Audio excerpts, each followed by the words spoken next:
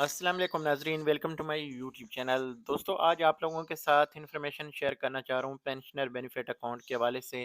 Pensioner benefit account कौन कौन से लोग ओपन कर सकते हैं, और इसका जो इस वक्त प्रॉफिट है 1 लाख रुपए के ऊपर, वो कितना दिया जा रहा है। तो आज इसके ऊपर हम बात करने जा रहे हैं। अगर आप कौमी बचत के हवाले से ताज़ा तरीन इन्फॉर्मेशन जानना चाहते हैं, ताज़ा तरीन अपडेट्स या कैलकुलेशन मुख्तलिफ बचत स्कीमों के ऊपर, तो हमारे चैनल को सब्सक्राइब कर सकते हैं बेल नोटिफिकेशन के साथ। हमारी कोशिश होती है कि 100% और बर वक्त आप लोगों के साथ 100% सही इन्फॉर्मेशन के साथ बर वक्त इन्फॉर्मेशन इस चैनल के ऊपर हम आप लोगों के लिए शेयर करें। तो यहाँ पे आप लोगों के साथ पेंशनर बेनिफिट अकाउंट के हवाले से कुछ इन्फॉर्मेशन शेयर करूँगा कि अगर आप इसमें ओपन करवाते हैं तो आपको कौन सी डॉक्यूमेंट्स या चीज़ों की ज़रूरत होगी। तो सबसे पहले आप लोगों को बताता चलूँ कि जितनी भी आपने इन्वेस्टमेंट करनी है, इसमें आपको जो इन्वेस्टमेंट का मौका मिलता है 10,000 से लेके 75 लाख रुपए तक आप इसमें इन्वेस्ट कर सकते हैं।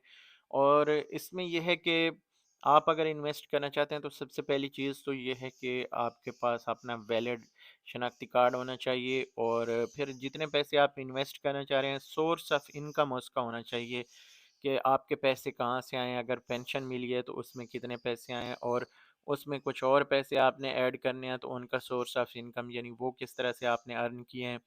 अगर आपके पास कोई सोर्स ऑफ इनकम नहीं होता तो फिर उस सूरत में ये है कि आपको एक देना पड़ता है बयान हल्फी कि ये मेरी सेविंग्स हैं, या जो भी आपने कोई प्रॉपर्टी अगर सेल की है या इस तरह किसी भी तरह से आपने वो पैसे इकट्ठे किए हैं तो वो आप इन्वेस्ट करना चाह रहे हैं, तो वो आपने सोर्स ऑफ इनकम देना है।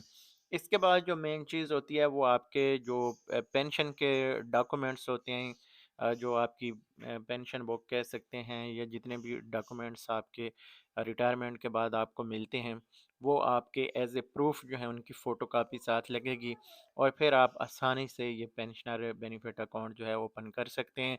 और इसका जो इस वक्त मुनाफा आपको दिया जा रहा है वो है 1340 रुपये। 1340 रुपये 1 लाख रुपए के ऊपर दिए जा रहे हैं। इसके ऊपर ना तो किसी किस्म की कोई ज़कात कटेगी, ना टैक्स कटेगा, ना कोई और इसके ऊपर चार्जेस हैं। हाँ, ये चीज़ होती है कि जब आप इसमें इन्वेस्ट कर लेते हैं तो फिर अगर आप अपने पैसे निकालना चाहते हैं या इनकैशमेंट लेना चाहते हैं तो उस सूरत में कुछ आपको जो चार्जेस हैं वो पे करने पड़ सकते हैं। तो ये आज मैं आप लोगों के लिए इन्फॉर्मेशन शेयर करने का मकसद ये है कि कुछ लोग पूछ रहे होते हैं कि यार हम सिविल इदारों से रिटायर हैं, या हम इस तरह यानी प्राइवेट जो मुख्तलिफ़ कंपनियाँ हैं वहाँ से हमने रिटायरमेंट ली हुई है। तो अगर देखें, इसमें ये होता है कि सरकारी और नीम सरकारी दोनों तरह से अगर आपके पास कोई पेंशन बाकायदा तौर पे आपको मिल रही है या इस तरह के कोई डॉक्यूमेंट्स आपके पास मौजूद हैं तो आप ये अकाउंट ओपन करवा सकते हैं।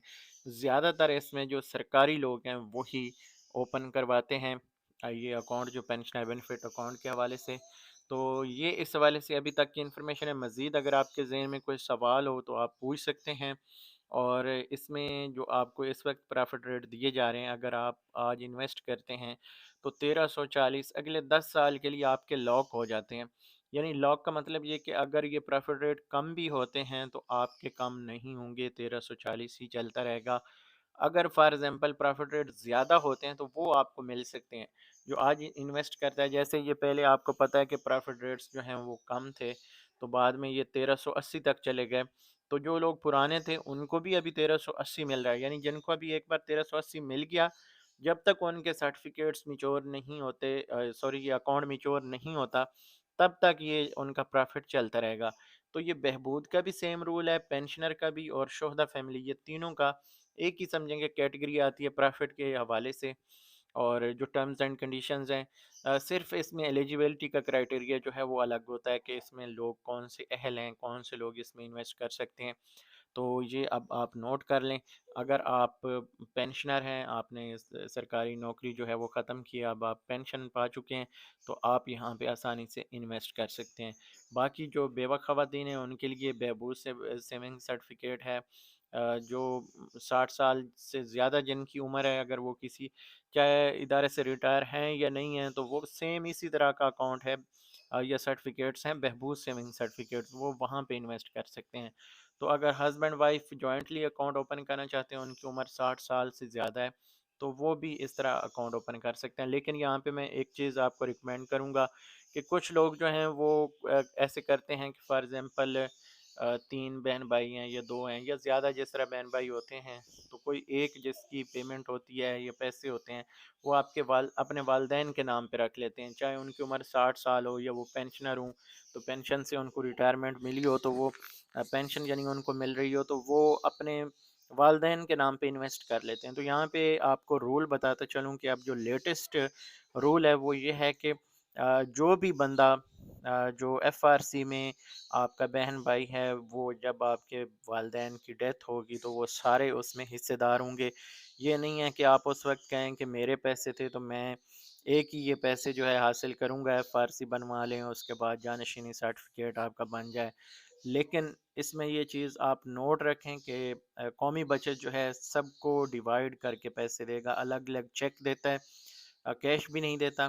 تو اس لیے آپ نے اگر اپنے پیسے آپ نے اپنے کمائے ہوئے ہیں اور اپنے نام پہ رکھنا چاہتے ہیں یا والدین کے نام پہ بھی رکھنا چاہتے ہیں، تو یہ آپ ذہن میں رکھیں کہ کل کو آپ کے پیسے جو ہیں باقی بہن بھائیوں میں بھی تقسیم ہو جائیں گے۔ تو اس لیے کوشش کریں اپنے نام پہ اگر انویسٹ کریں، چاہے کم منافع ہو تو وہ بہتر ہے۔ آج کل آپ کو پتہ ہے کہ اسی مقابلے کا بلکہ اس سے بھی اچھا جو ہے سروا اسلامک سیونگ اکاؤنٹ منافع دے رہا ہے۔ تو باقی آپ لوگوں کی اپنی مرضی ہے۔ کافی سارے لوگ جو ہے نا اپنے والدین کے نام پہ انویسٹ کر لیتے ہیں، تو پھر ان کو بعد میں یہ پرابلم دیکھنے کو ملتی ہے۔ آج کل یہ قومی بچت نے اپنے رولز چینج کیے ہیں، تو اس لیے میں نے آپ کو ساتھ بتا دیا۔ تو یہاں پہ اس ویڈیو کو ختم کرتے ہیں، اگلی ویڈیو تک مجھے دیجیے اجازت، اللہ حافظ۔